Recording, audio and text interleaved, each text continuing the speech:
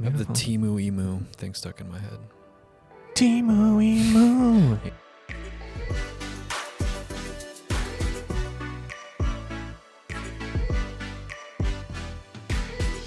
Onto the nitty-gritty. Onto the nitty-gritty. The long nitty-gritty. The long. Yes, yes. So we talked shots last time. Yeah. Welcome back to Weirdly Artistic. We took a little I'm break. Jose. I'm Nick. Well, they don't know we took a break. It's on the previous Okay, episode. we'll restart then. We also we did take a break. Yeah. You guys will. Doesn't It won't matter. Yeah. But welcome back to Weirdly Artistic. I'm Jose, I'm Nick. and today we're gonna continue last episode's talk on shot types. Shots, yeah. We went through all of them last time. We went Not through all of them, but most of them. The majority of them. I'd say the mains. Generally the mains. I think we started moving into more advanced shots and talking about how to incorporate more movement And the intentionality behind it, on what different angles mean. Yeah. Why do you use them kind of thing? And that's another episode that we'll be talking about later is the one that we just watched. Oh, The topic that Colby mentioned. Yeah. And then intentionality behind all of that, and the lighting and all that kind of stuff. How every choice affects what your audience feels. Yeah. And again, shot types, one of the main, I would say big three: your sound, your color, and your shots. Yeah. Are like what makes up a film. I wouldn't right? say color, I'd say lighting. Light. Yeah. I think lighting with color. Yeah. Like, And I we think also- I think they're the same thing, right? Lighting and color. Yeah. Your It's just shots, the pre and and then I post. think just what's in your shot, right? Yeah. From wardrobe Details. to details, the room, the environment, all that kind of Yeah. stuff. Props. All that kind of tells your story that you're trying to convey to your audience. And today we wanted to take a further step into the shot types and really go to, I think, the max that people are doing right now. Yeah, it's people are really pushing the limits, and the new show that we're kind of talking about here is Adolescence. Yeah. And they're not the first to do it. There is some history to the one shot. I'd say they're the best to do it. They are by far the best to do I it. think the best, and we'll get to why I think Yeah. they're the best and why you think they're the best. But a little history. Yeah. Behind Who it, right? started the one shot? If I remember correctly, it was Alfred Hitchcock. Hitchcock. What was the movie? 1949. 48. 48. Yeah, I think it was 48 or 48. 49. Yeah. What was the name of the movie? Do you remember? I don't. It was the one, it's a murder mystery. It's a murder mystery, and it's a one shot. It's all Right. in the house as well, in the room. So it's about 2 hours or so, the movie, and it's all a one shot, which means that there is no breaks generally, No quote cuts. unquote. Yeah. No cuts. To the viewer. Everything- Right. There is cuts, but they're very strategically placed to where it's The viewer doesn't even notice. if you're a trained eye, you can notice, but Yeah. generally you're not going to be able to tell. And they use a couple different techniques to be able There to was three, pull that right? off. Or Four. With Four. the old The old switcheroo. fashioned. Yeah. Oh, the old old Texas switcheroo. Forgot about that one. So there was three different techniques that they used to kind of cut between scenes, because back in the day, film reel was about 10 minutes. and it was 1,000 feet. So Yeah. that's all they had. So it was about 10 minutes worth of film and movie. So they had to find a way to stitch different scenes together without Having the digital access. and without making any sort of like abrupt break or anything noticeable where you can see, oh, they stopped. They cut there. Yeah, exactly. If I remember correctly, it was the first one was the color matching. Yeah. Right, color Like matching. wallpaper or. Yeah, so they would usually go to a dark color that was all one color, and a lot of the times it was like wallpaper or someone's back, like if they were wearing a black Like a jacket, coat, yeah. it would kind of pan to the back of them, fill the entire entire lens screen, with just that color, and then that would be the cut, and then they would start there And pull out. and pull out and go Yeah. to whatever else was next in the scene. So that was the first one. The second one was objects. Objects, yeah. Objects, right. Like So you- setting a glass down and holding on it. Exactly. So you basically have a set, everything stays stagnant. Let's say, like what you said, you put a glass down, Have the hand come out, then you cut. You cut, and then switch the reel, get new, Yep. and then Then you go have from the there. hand And come then in again, and- yeah, you pull out or Yeah. pan or something. The third one, Motion blur. motion blur. That's right. Yeah. I almost forgot about Yeah. that one. So like a Um, quick pan or a quick movement, and then you mesh it with the other one. Yeah. So yeah, you'd go from like one character to the next one, and then just do it kind of quick, add some Yeah. motion blur, and there's your cut. Right. And back then, it was all natural. It was all practical. Mm-hmm. Like now, you could just slow pan and you could just yeah, you can stitch different clips together so much easier. I mean, we have AI at this point that's becoming very basically prominent. doing it. We have just all the different softwares that allow you to add different effects, Transitions, actual motion. motion You blur. can just add motion blur, Yeah, yeah. exactly. You can just add all these different effects to your clips and make it seem. Obviously, they're not perfect, but you But can it's- kind of finagle and tweak yeah. them to make it match. Gives what you you're more looking for. options. Exactly. And then later on, they added the fourth one, which was the old Texas switcheroo. And this was typically more for stunts and stunt doubles. Mm-hmm. Yeah. Like one of the great examples we saw was Into the Pines with Ryan Gosling. Yeah. And he's a motorcycle stunt rider, like one of the ball guys, Yeah. where they do the thing. And one of the shots that we saw was we see Ryan Gosling put his helmet on and he pulls forward on the bike, and then the camera pans, and then a different bike pulls out with it. Mm-hmm. And so the camera kind of leaves the character and allows room for the Yeah. next person to come in. So either the stunt double or the actual actor is hidden, Mm-hmm. and then they essentially kind of angle the camera away where they can kind of enter and switch. Yeah. So yeah, those were the 4 different ways that people were using to.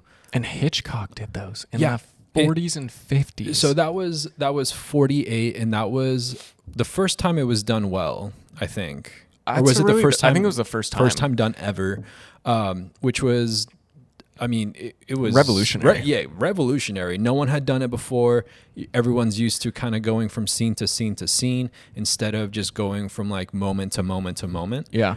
Where you're not losing anything. And in my opinion, it kind of gives the audience. What was the other movie from 2014? Oh, Children of Men.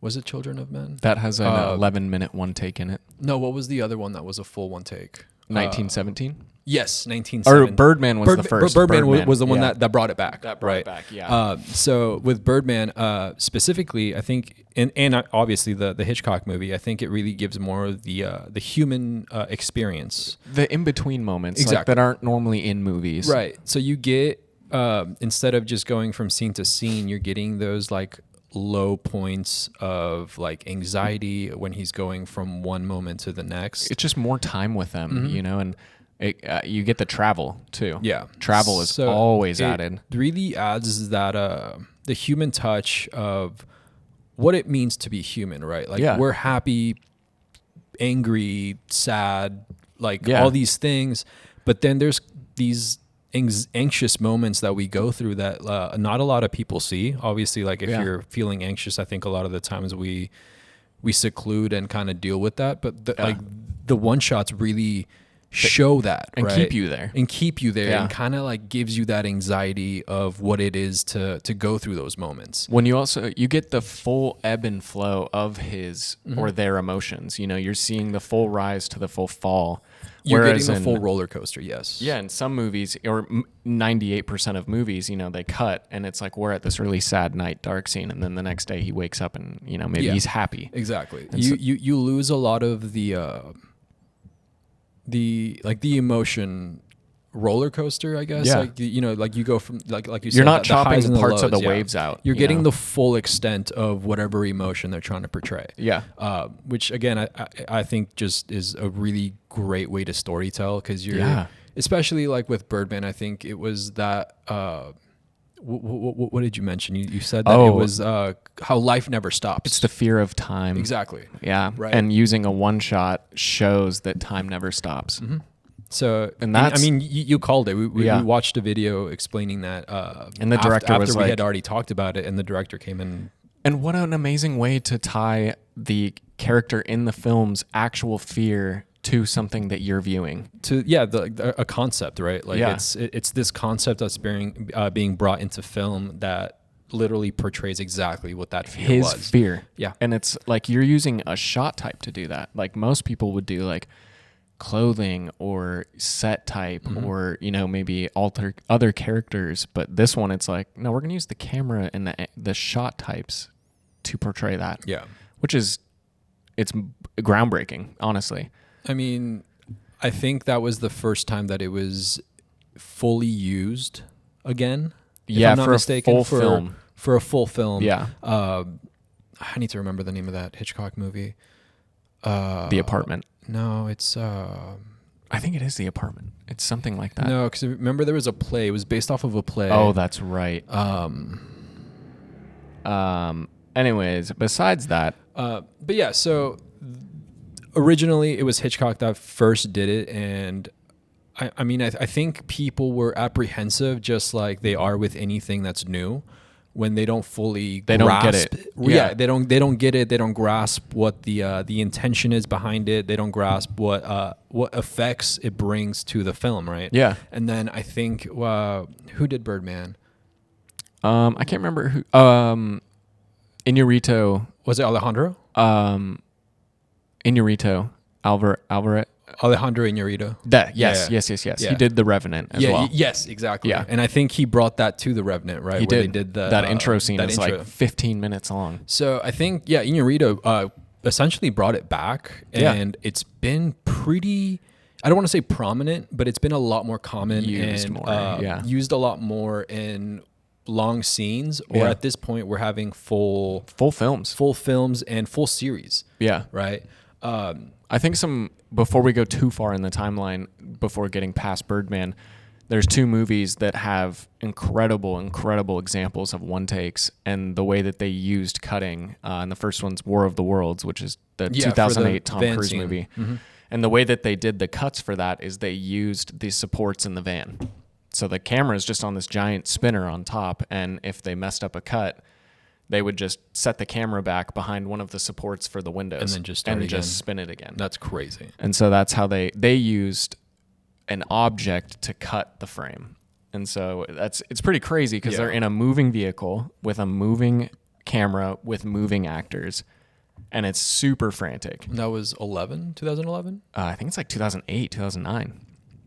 Yeah. So, Yeah. I mean, they started doing it again. And obviously there's different examples throughout the years, but I think Children of Men has another amazing example that's heavy in action.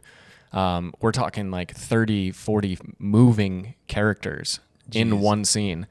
And it's really cool because I actually studied this film in school, so Okay. I know a ton about it. But it's in like 11 or 12 minutes straight. And basically the premise of this movie is that humans can't have babies anymore. Okay. Yeah. And he's protecting the one person that they found out is pregnant. And so this scene is them like getting through the government as well as the rebels fighting each other. And he's barefoot, which represents a ton. The camera angle portrays that meaning. I don't want to give too much away because you should watch this. Okay. But they use every aspect of filmmaking with the one shot to show you how chaotic this was. Like, Interesting. Okay. you need to truly experience this moment the character's going through all the way through.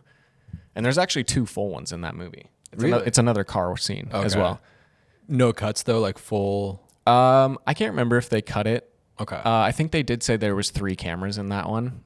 Okay. And the way that they did it. It just, again, I mean, regardless whether it's a full one shot where it's just one camera going through the entire scene or movie, like it's still really impressive that they're able to Mesh to do it. that. Yeah.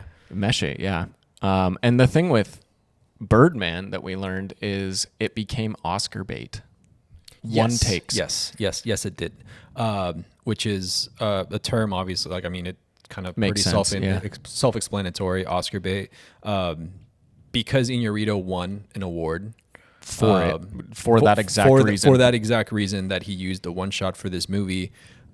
Since then, I think it was 2014, 2016. That was 2014. Birdman Right. was, yeah. Since then, a lot of people have been kind of falling in this trap of trying to recreate it, right? And it's for it's called Oscar bait because they're like they're using it for the award, not Right. for the reason it should be. And again, this is going to be a topic that we touch on, not today, but on a different episode. Is just try new things. Yeah. You know, Expand. obviously, like get inspiration from what's out there, but I try mean- try to do something different or add your own Or twist. Like add your own style. Like And try. that's Hitchcock, dude. I mean, he was one of the most experimental filmmakers still to this day, I would say. I mean, I would say he's probably the most influential that like shaped. I would lot. say he's probably like maybe the father of film, the way we know it today. Yeah, I would say that. Arguably the father of film. Not too arguably. I mean, scoreboard. Like, Scoreboard. I mean, the guy, Yeah. like, I mean, I wouldn't here say we are he. talking about him 80 years later. Yeah, You know, I mean, he's one of the main focal points you study in film school. He's just that important. yeah, to- I can understand that. Like I wouldn't say he invented this stuff, but he took it, and we've mentioned this in past episodes of like, you know, and we had the cinephile thing. He took it and elevated it. Yeah, he took what others did and he said, "Oh, I can do this better. Let's revolutionize this." And that's kind of where I think where the one take took. Yeah. He's like, let's really challenge ourselves here. And I think that's something that I've heard from like I listen to a lot of Smartless. Yeah. When you got me onto it, and they do have a lot of actors and a lot of directors on there, and that's one thing that they really touch on is just like trying new things, Yeah. pushing yourself, and that like if you're doing something you know you can do, like it's kind of not like it's not that exciting. It's not fun. It's just Yeah. like, well, you know you can do it. You've done it. Yeah. Like that's sick. Like, are you just And gonna if- do the same thing again? If your shots You know, aren't don't, the main story driver, then, you know, keep it simple and let your actors and your story drive. Yeah. You know, you don't have to be like, I need all 4 aspects of film to be creative. Yeah. Like the one take that are these great examples used it in a way that it enhanced their story. And it really tied to whatever emotion or whatever they were trying to portray, right? Like, Yeah. it made sense. Yeah. It made sense. It wasn't just like, Oh, I'm just following this yeah, guy. I'm just going to do a one take, and it's not like, it doesn't make sense. You Yeah. know? Like, and that's kind of what we're talking about of like Oscar bait. Like, a lot of people Yeah. try to do this Be just for the intentional. sake of doing it without actually having any intentionality, any meaning behind it. Yeah. Right. You're just Don't- laying stuff Don't out. be Taco Bell. Yeah, come on. Where they just repackage the same thing and then they folded it differently. You know? Yeah. Like, It's all the same it's the same ingredients. burrito. They just Yeah. folded it differently or rolled it. Yeah, it's a differently, quesadilla and this now time. it's Yeah. exactly. And then that kind of led into a lot of people just trying to use it. And we have 1917 that Which used was- it, The Revenant, and then now the most recent that we know of. And again, I think it was the best use of the one take was Adolescence. Yeah. New If you Netflix guys- show. If you guys haven't watched it, it's on Netflix. Amazing. It's a 4-part series. Each episode is 1 hour long, and each episode is a full one take. There are no cuts. No, absolutely no cuts. And this is the first of its kind. 1917. Again, it's a 2-hour film in 7 or 8 locations, Yeah. and so I mean, they obviously they have to filmed mesh. it across the UK. There was Yeah. absolutely no way. And then there's several scenes where like they have to use motion blur and, Or CGI. or the Texas switcheroo, Yeah. or CGI, because you physically can't film. It's war. Yeah, exactly. It's You- war. You can't film war without breaking. Right. Yeah. There's a scene where he's jumping the waterfall. It's like a 70-foot cliff. and It's there's like- they're it's not like- going to send him off that. All right. hey, Like, we didn't get it reset. It's Yeah. like, bro, like, are you kidding yeah, me? exactly. We actually have So- to go back about 10 miles up. You messed up. So there is reasons why these movies and scenes aren't full one takes because the logistics. Yeah, and but I think this safety. the safety as well. is- Yeah, I mean safety is a big aspect. They're not just gonna like, hey, send it, Yeah. send it down I the would. 70 cliff jump. Am I going to die? Sign this waiver. Yeah. Here's I don't an think NDA so. as well. I don't think so, but sign this waiver. Yeah. And then with Adolescence, when we were listening to the director and the creator talking about it, they spent a lot of time trying to figure out the logistics on how they were going to film each of these episodes fully using one camera. One camera. One That's- camera. It doesn't stop. And what was really impressive is that they had 5 days to film each episode, basically. They would do all their rehearsals and everything. And then when they finally went to go film, they were doing 2 takes a day for 5 days. Yep. I think every episode was the last take except for the first episode that they got, Which it on the second. Yeah, the second take, which is really impressive. And they had a lot of young actors. Like, you know, these kids are 10 to 14 years old. And the main kid deserves an award. He will get an If he award. doesn't get an award, I'm going to be very surprised. He's a next gen, like, major actor is what he is. He's going to... Episode 3, we won't spoil too much about it, but it's a full one take, and it's 1 hour where it's him and his co-star, and they go back and forth, and their emotions kind of go through a roller coaster where he's calm, he's angry, he's she sad. sees his personality. And yeah, like it's really, really crazy how they did this. Did you see how they did the lights in that room? No. So when you do a one take, you obviously have, you know, when you're doing stagnant shots, you set up your lights and it's like, cool, that looks good, right? For that scene in episode 3, they actually had to have a switcher board. And when they would pan behind the characters, that's when they would switch the lighting to make it match the character that we're on. That's Very really cool. crazy. Okay, So with it being a true one shot, that's another thing of logistics that you have to add in there. It's like you don't get a cut to switch lights yeah. or, you know, to change things. So I actually saw a BTS video of the guy on the switcher board, and he's like, watch. And then literally he pans behind the co-star, and you just see the lighting dim when it goes down onto Jamie. And it's like, and they also use it when his emotion changed. So like when we first started, it's really bright in there, right?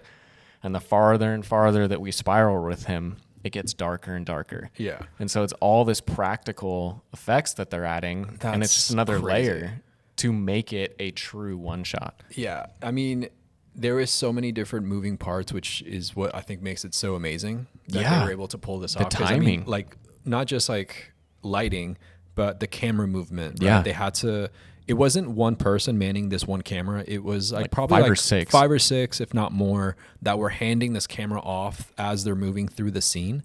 And I think it was episode 2 that was the most impressive, in my opinion. Which one was 2? It's the one where they're at the school. Ah, yes. Right, with the drone the shot. drone. Yeah. So at one point they're at the school, and you know they're moving through the scene, and at the very end, the camera, like as I was watching this, I thought to myself, I'm like, how did they get it on a drone. a drone? Because I figured it was a drone, like that was the only way. But in my mind, I'm thinking, okay, so they were like inside the school, they were inside rooms, there was like these tight areas. There's no way they got a drone that they're just carrying around. It turns out that it was a normal camera, but they attached it to a drone while they were outside. While moving. Like they transitioned, some guy like was Walked with the up. drone. They clicked it together and It had took like off. this like pincher, and so like he clicked it in, and then it just like grabbed it. And then the drone takes off, because then you see this, like it's Essentially, it's the first establishing shot that you get of like where everything is. yeah. Because So you know, it goes from the school to the scene of the crime. Yeah. And I mean, it's like 4 or 5 blocks away or whatever. And thinking logistically, it's like, how are we gonna show this? Because it's necessary for us to get to that. so yeah, I was mind boggled. I was like, how did they do this? How did they get this camera they to take off? Attached, flew 4 blocks, and then came back down. Yep. And what's crazy is the characters are waiting there to continue the scene. Yeah, and that's one point that I was getting to is all the moving parts, right? Yeah. So like lighting, the camera moving throughout the scene, all the characters like being exactly where they needed to be at the exact time they needed to be. Like You got a camera flying 4 blocks, and what do? You're like, all right. I imagine that it's like the most perfect play being filmed. Yeah. Like that's exactly what this is in my mind, right? Like a play, obviously, like they can kind of improvise and do stuff to like add, but they had to be absolutely perfect from everything that in their scripts, the way it's delivered, to the lighting, to the cameras moving around, from the people operating to like handing off, like everything had to be absolutely perfect to be able to film these 4 1-hour shots that were a single shot. Yeah. Like it is the most impressive. I think, is it 4 with the family for you. when they're driving? Yeah, that was really impressive too, because it's going from character to character, and they're inside this van. Yeah. And they go from their house to the store to like Some somewhere random else. place Yeah. and then back home. And like, I think that's where you get the most substance, even of like what they're feeling, what they're going through, is in those like moving shots of them inside the van. You getting even like the awkward silence parts where like, you know, they're all kind of taking in what actually like just happened. Yeah. And you feel that. You're like, man, it's again kind of what we were saying with like that human like touch, that human feeling of what it is to fully be in those emotions. Like it shows really, the importance of that in between. it really like shows it through, and it really gives you that, you know, sense of like sadness. Like you're very empathetic for these people. Yeah. And it does such a good job of portraying that. I think the one take is really what Drove brought this it. story. And kind of like what we were talking about, our shot types, I think that's the evolution of shots, right? Yeah. It's obviously like it started with just stagnant, your cowboy, your close up, your, you know, your, and then they added a combo where it's like a cowboy zoom or you know, a medium to a cowboy or whatever. Yeah. Like that's how it all started, right? Obviously, like kind of like going from Hitchcock, and even before Hitchcock. Now it's all in one. Now it's all in one. And like one thing that was really cool too is it was one full shot, but within that they were still adding these angles that we were talking about in the first and second episode of this, of like in the third episode when it's the back and forth between the kid and the therapist. And when he's kind of in control, you can see the camera like slowly like come Low down. Yeah. And then on her, it like slowly goes up, right? And like, and that's in mid conversation. They're doing it's this crazy. They're doing these movements and switching to these different angles all within, and it's subtle. So like, it's not like these crazy low angles or crazy high angles. It's so just enough. subtle, but it's just enough where you're able to tell He's in control. Exactly. Like everything that they're doing in this one shot is just so impressive. And I think kind of going back to what we said in the previous episode about how like it's very hard or impossible to create a new shot type, I think this is like where it's going. Yeah. I think this is where film is going with the evolution of just adding all these different angles and movements all together. And tech, I think, is really what's pushing that speed. They shot on the DJI Ronin 4S, which is a 12K. It's the chicken camera, if you don't know it. It literally looks like if you hold a chicken and like shake its head, that's what the camera does. Like, it's cool. It's a really, that's not what I expected them to use, but it makes sense that they use that to attach it to vehicles and attach it to different stuff. Yeah, because that's what they were doing. They were attaching it to vehicles. They had this little, it looked like a steering wheel almost to make it easy to pass off. So like if I'm holding it here, I was passing it to grab Nick. it here. He can grab it from the other pulling. side.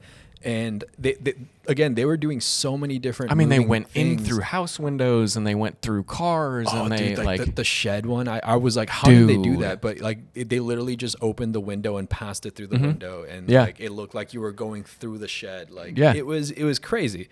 And I think that's what it's all about, right? That's what we're trying to tell you guys. Each one of these shots episodes is kind of to just show you like, here's the beginning and here's where we're at now. And it's really to get you thinking of like, okay, I can put these as a combo. And like, as you just said, it's hard to invent new things, but it's not hard to enhance things. I'm not going to say it's not hard. It is hard. It is hard. But I think if you really get into the mindset of what we've been talking about, trying to add something for a reason, like there has to be intentionality. There has to be. Don't just do it. Don't just do it. Like that's where you really get the revolutionary things happening, is when you try something new because it makes sense to try it.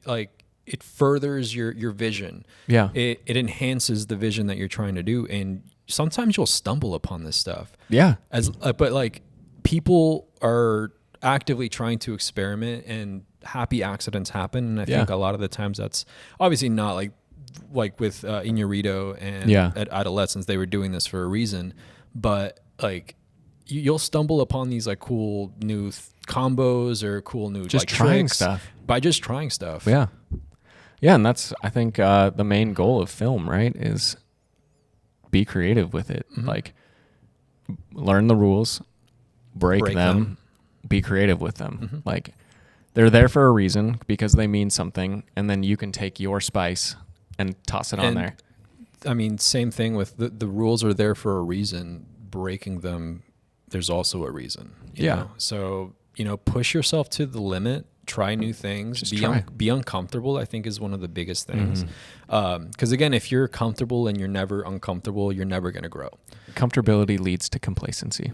And if you're stagnant, you're going to be stagnant. You're not going to It's not going to be an outstanding piece or something that's, It'll forever be mediocrity.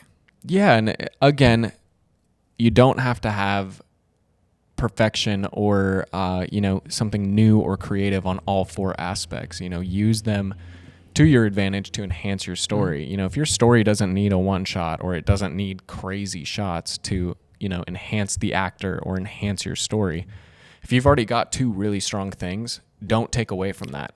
And I think you mentioned this a long time ago, that like the audience a lot of the times will be happier if you just hit the correct things Yeah. instead of trying to make everything perfect. Well, if you have like, let's just say you've got 4 categories that you're trying to nail, right? And if you get a 60% across all 4, like it's like, okay, like you did a pretty good job.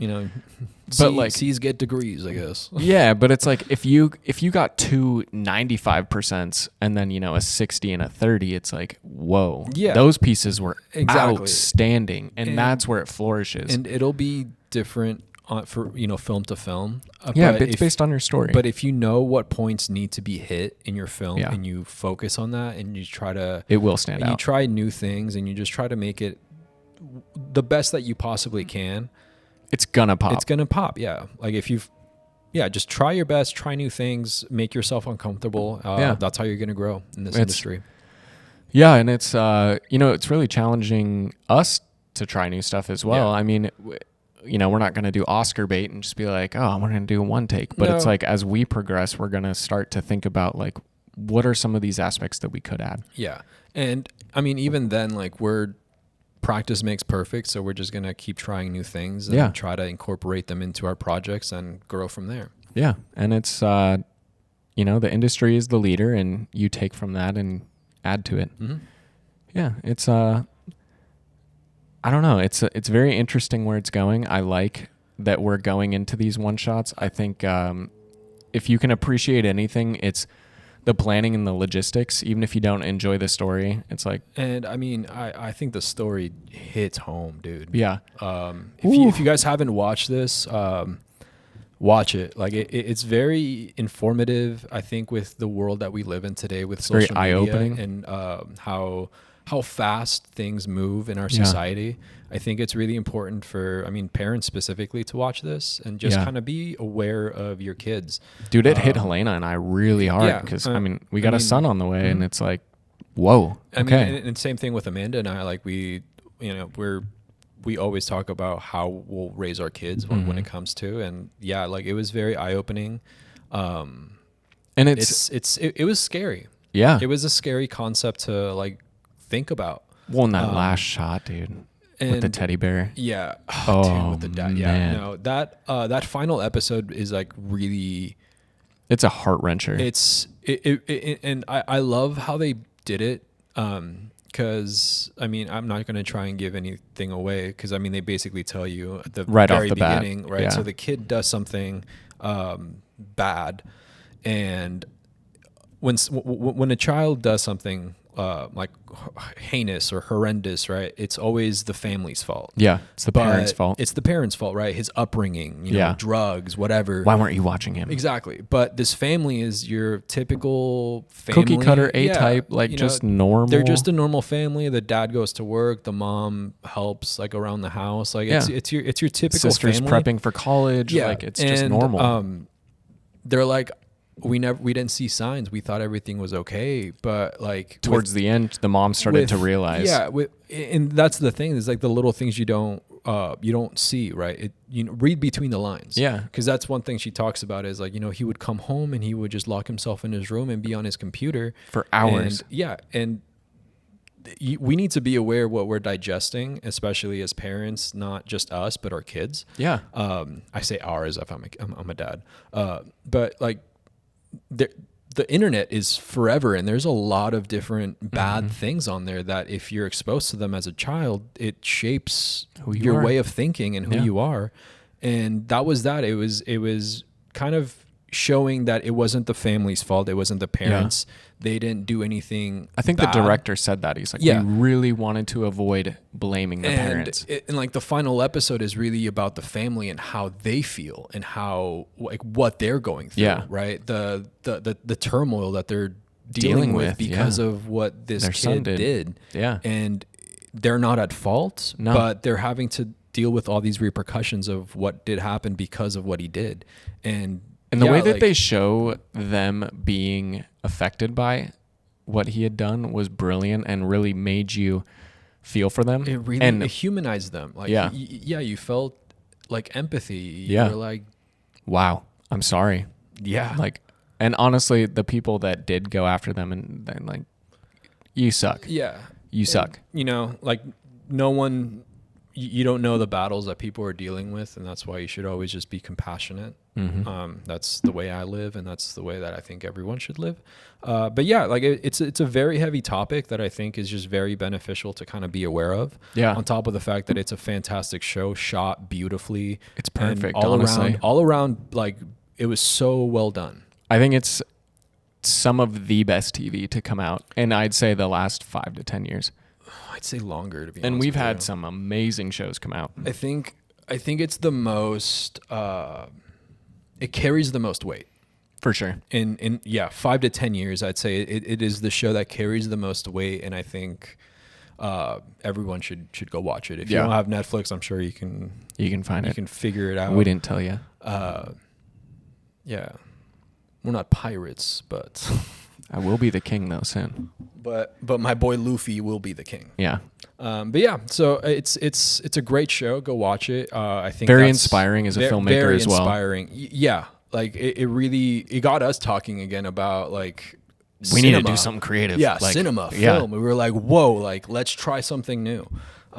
So yeah, I mean that's where I think shots are going in the future. Just more experimentation and combinations between movement, the actual angles, and everything.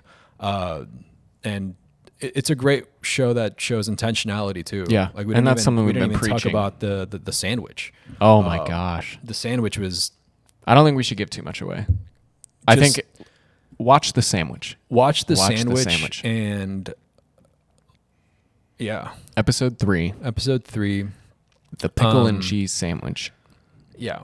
The sandwich represents. She can leave. Who brings a pickle and cheese sandwich? I'm punching you in the face. You're gross. On that floppy white bread she brought, I'm like, dude. You ever bring me a cheese and pickle sandwich, you're getting a throat punch. Yeah. And then the sandwich. and then you're eating the sandwich. Yeah, no, pickle and cheese. I'm already not a fan of pickles. But there's kind of a reason why it's pickle and cheese. You think so? I think so. Yeah. It's grody. But yeah, the sandwich represents something. Very important. Very. Just go watch it. Go check it out. Yeah, if you want to know what it means, just reach out to us and we'll tell you. Yeah. Just don't tell anyone else. Yeah, and don't tell them we told you. Yeah, but I think next time we'll talk about what's happening to movies. Yeah, what is happening to movies, and I think this kind of was leading into that. Yeah. Of like this is a revolutionary show. Yeah. That really had a lot of intentionality, a lot of reasoning behind why they did everything they did. Yeah. Which we'll touch on next episode on where is film going? Yeah. What's happening to it? Where has it gone and where is it going? Yeah. And why does it look so different? But yeah, as always, stay weird. We'll see you next time. Bye.